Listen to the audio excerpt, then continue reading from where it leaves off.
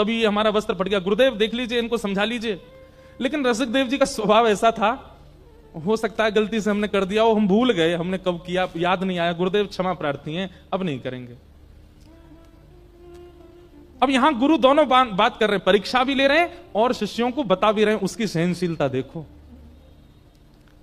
हम होते तो क्या करते, FIR दर्ज करवायाते दूसरे चेला के नाम, मुंह पे झूठा आरोप लगावे।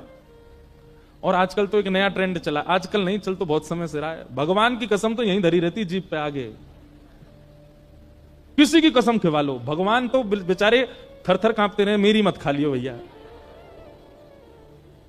अच्छा, लोग इतने विचित्र होते हैं, कई हमारे परिकर के भी हैं ऐसे, उनसे कहो हमारी सौगंध खाओ, आपकी नहीं खाएंगे लेकिन भगवान कसम खा रहे हमने नहीं।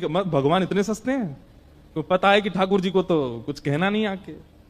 लेकिन एक बात बताते हैं हम आपको, व्यास मंच पर बैठ करके कह रहे हैं, ये कसमों से होता तो होगा ही कुछ ना कुछ, पर ठाकुर जी की कसम यदि आप खाते हो, भले ही आप कितने भी सत्य हो, आप ठाकुर जी की कसम यदि खाते हो तो आपका प्रारंभ से लेकर अब तक जितना भजन साधन हुआ सब नष्ट हो जाएगा। ठाकुर जी की कसम मत खाइए, कभी भगवान की कसम नहीं खानी है। ये आज प्रण ले लीजिए, मैया की खा लो, पिताजी की खा लो, पत्नी की खा लो, बच्चन की खा लो, क्यों जी अपने इनकी खाओ, ठाकुर जी उनकी नहीं। चाहे आप सत्य क्यों नहीं कह रहे हो तब भी नहीं। वो बात अलग है कि जब कोर्ट में जाते हैं तो फिर वहां तो फिर वही दरवाई दिए जाते हैं हाथ, वहां भी झूठ बोलते हैं लोग, गीता जी पे हाथ धर के भी झूठ बोल देते हैं। इसीलिए तो जेल होती है फिर उनका, क्योंकि सारा पुण्य नष्ट हो जाता है। तो रसिक देव जी का स्वभाव कैसा, उन पर झूठा आरोप लगाते हैं।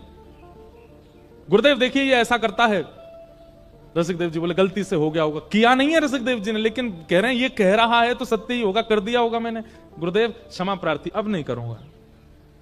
दूसरे दिन फिर कोई चेला ने आके शिकायत की, तीसरे दिन फिर कोई चेला ने शिकायत की, ऐसे इतनी शिकायतें हो गई, रसिक देव जी को खुद ही लगने लगा कि मुझ में अपराध है। और एक दिन नरहर देव जी गुरुदेव जो थे उनके, उन्होंने कहा, ए रसिक देव इधर आओ, तुम्हारी बहुत शिकायतें आ रही हैं हमारे पास, अब अगर एक भी शिकायत आई तो हमको कठोर नियम लेना पड़ेगा। बोले गुरुदेव मैं कुछ नहीं करूंगा।